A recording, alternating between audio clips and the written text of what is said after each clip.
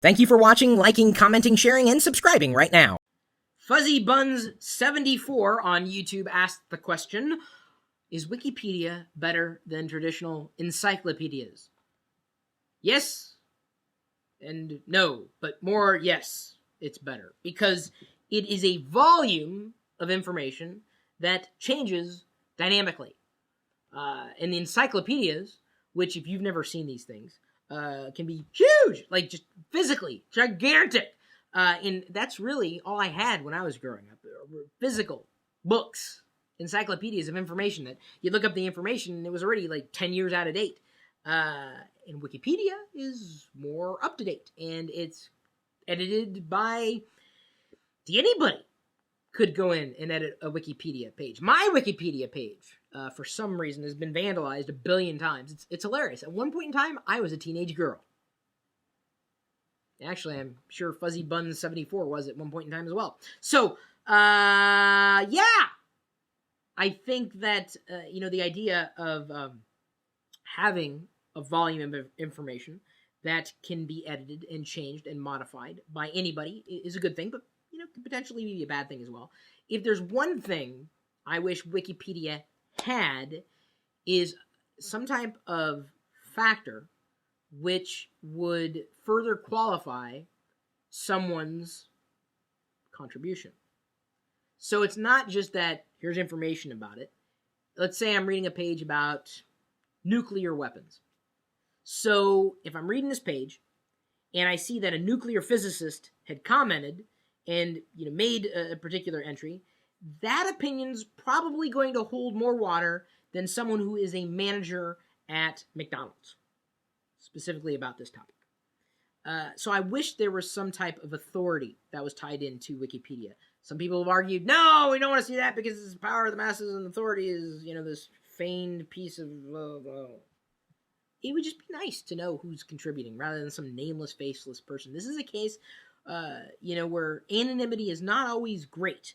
Are you going to trust the opinion of somebody who really doesn't know what the hell they're talking about? Your prerogative, your choice. But wouldn't you rather know, what perspective someone's bringing to the table and specifically their background and what makes their perspective worth something or really not worth a lot? And that was really the value of encyclopedias, is that you would have an entity, putting their full weight behind the information they're providing. You don't really have that with Wikipedia. So while it may be expansive, the fact that it lacks authority, I think, is its biggest. Is its biggest pain point. If Wikipedia had a pain point, because it's going to consistently, deliver information.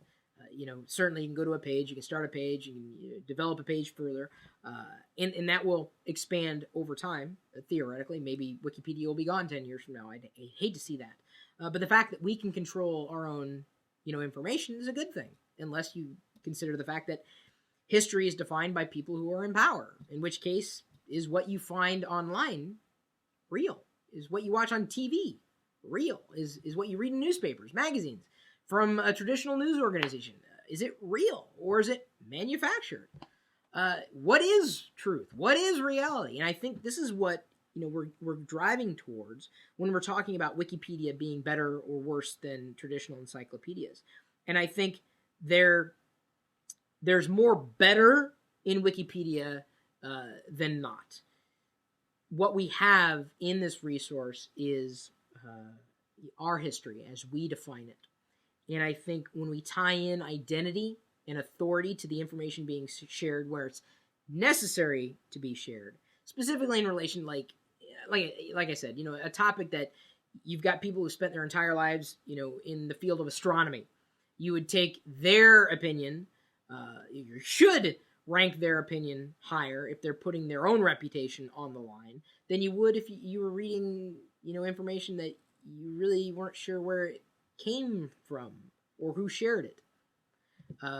Anonymity is important. There is a time and a place for it, even within Wikipedia. But certainly, I would prefer to have some authority or know what authority is being passed along with the information that's being shared.